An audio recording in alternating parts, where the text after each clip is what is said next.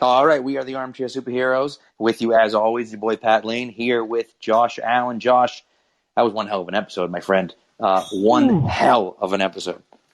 I, I personally loved it. I've heard some backlash and some people on Twitter, on the Twitter sphere, and kind of downgrading a little bit because of the lack of action. But that's one of the things Marvel does so well is just because you don't get an action story doesn't mean they're giving you a story.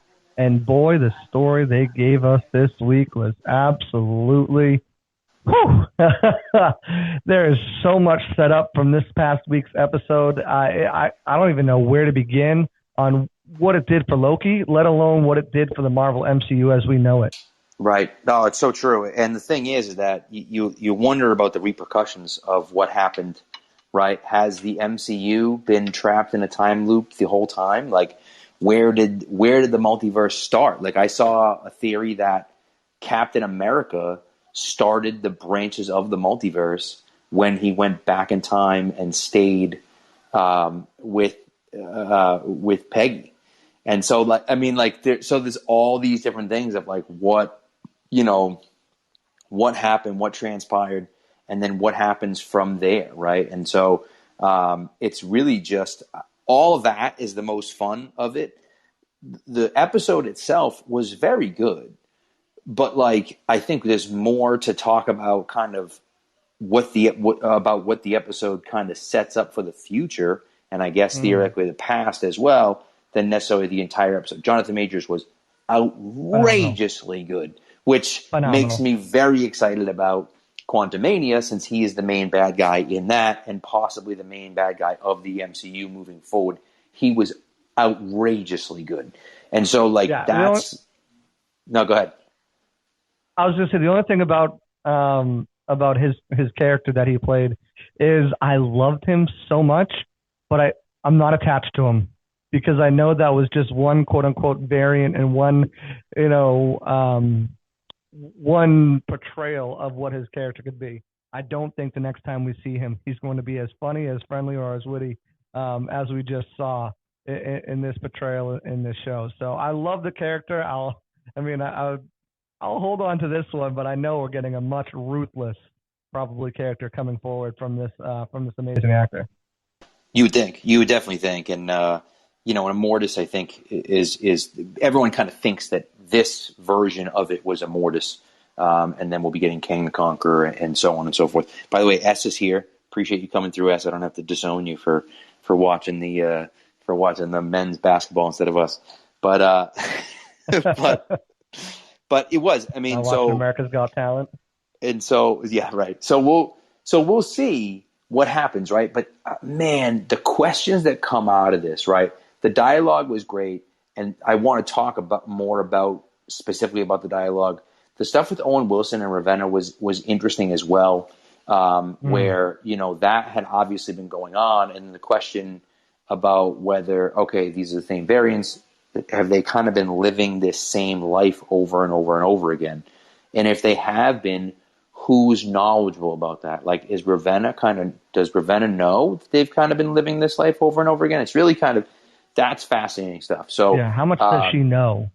right, right. And she's obviously on the lookout. She's on the hunt to find something else. She's not in the end of the episode, and I think that's intentional.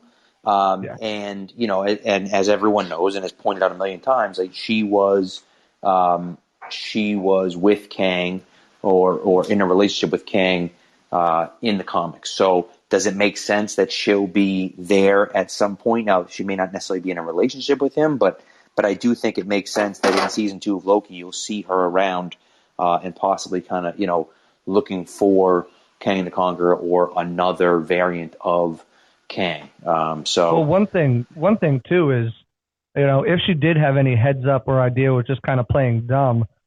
If she knew that Loki and Sylvie had gone there and found, because Mobius told him that, she might be on the run herself.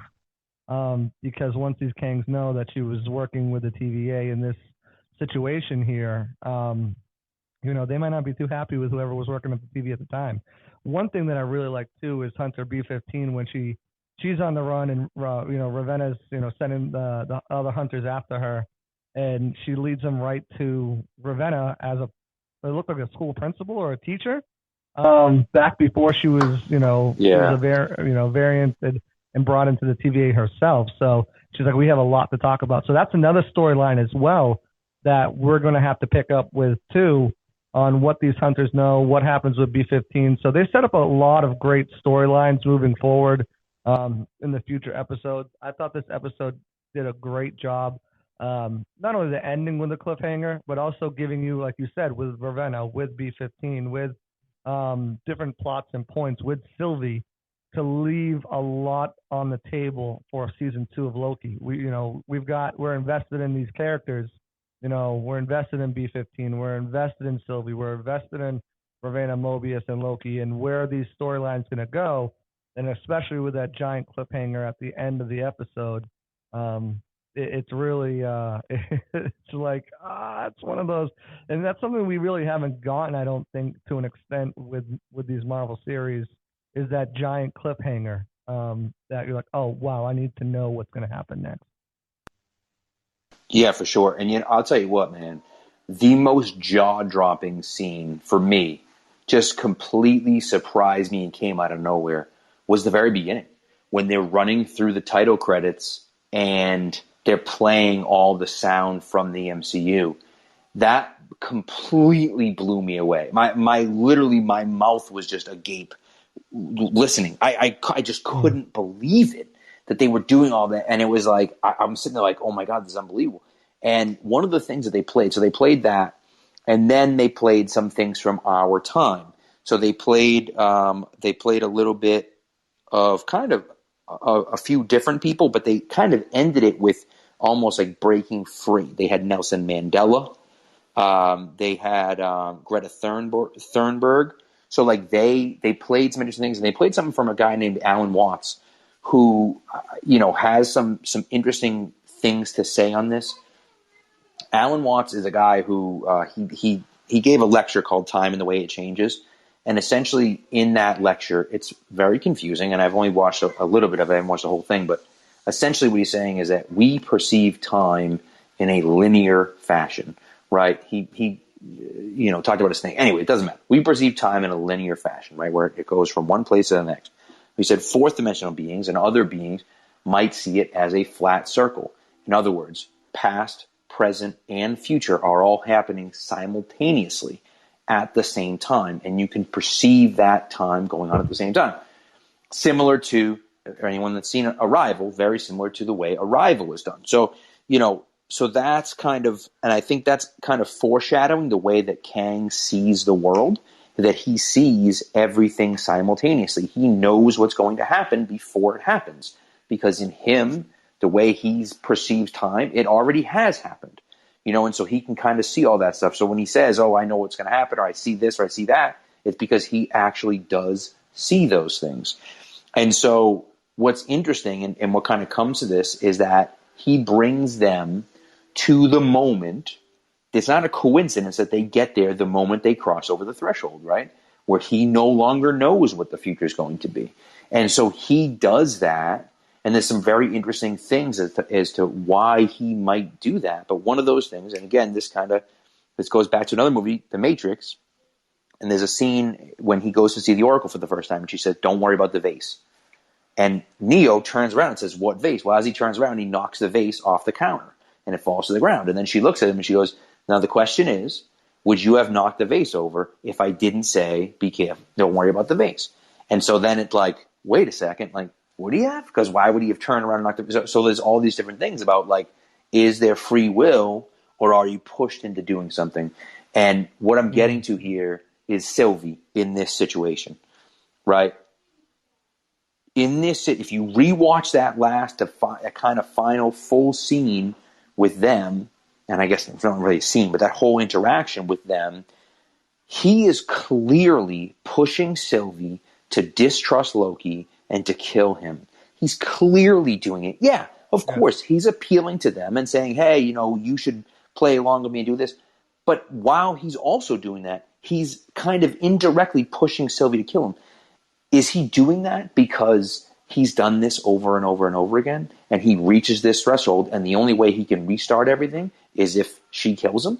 So he, instead of saying, "Oh, you should kill me," he kind of indirectly pushes her to distrust Loki and then kill him to kind of restart everything over and over again. So have they had this interaction hundreds, thousands, millions of times, and it just keeps happening over and over and over again the same way, and he has to have this same interaction to get her to kill. I mean, it starts to make your brain hurt a little bit, but it's kind of wild when you start thinking that. You know what I mean?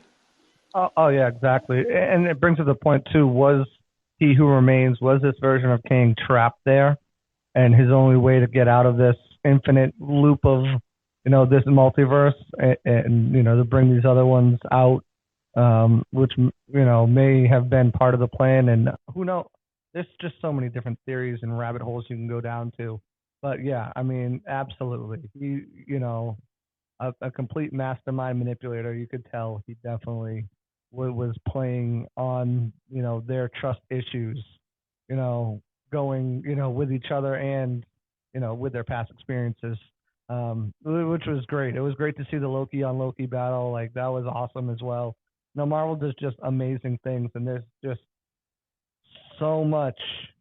There's so much happening now in the Marvel Cinematic Universe with just this.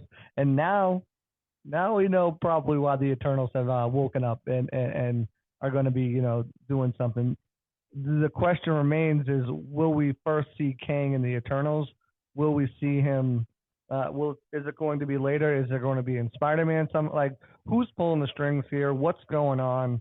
If this Kang was powerful enough to create one multiverse, smart enough, talented enough, or whatever, to create one dimension that was trapped with the TVA in a loop without allowing other multiverses to interfere with it, what are these other Kangs, capable of? And how many are we actually going to see? Is it just going to be one? Will there be multiple Kangs?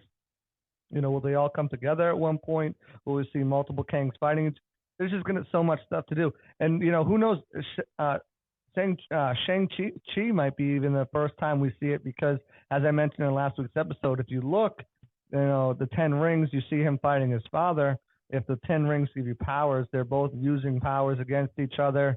One of them was blue, one of them was red. How are these different rings? Or is one of them from a different There's so many different ways that this is going to open things up that it's just the possibilities, because we're not Kevin Feige or in the inner circle, are infinite for us to just theorize on. And, I cannot wait to get some more answers because, man, it's just insane to think of what's going to happen. I mean, it's wild when you start thinking about that stuff. I mean, it's crazy to think like where they could go. And you're right. Like, this explains the Eternals because, again, yes, the Eternals are super powerful. You had that issue. You had that Captain Marvel issue where it's like, you've been gone for so long. Why didn't you come back? Like, New York almost got destroyed. The Earth almost got destroyed. Like, all these things almost happened over, and Ultron almost happened and destroyed the Earth. Like, you didn't think it was important to come back and help the Earth. And That's they explained it away. We've seen extinction right. level events happen with other planets, and we've heard about them. So correct. Yes. This is, Asgard, right? Asgard was destroyed. So now we're talking about multiple universes potentially colliding into each other. So now it's a major level type deal. Well, and that's it, and that's exactly right. Where it's like, hey, we were kind of let you guys do your own thing and everything, but now we got a multiverse. Now we get to step in and help out, So you can explain that away as to this is why they didn't show up until now. So which is good, which I think is good. But S has a really good point as well. I had originally thought that What If was just going to be a fun show that was like, hey, what if this happened? But what if the show is looking at other multiverses and not necessarily what if this had happened? No. This did happen in another multiverse. So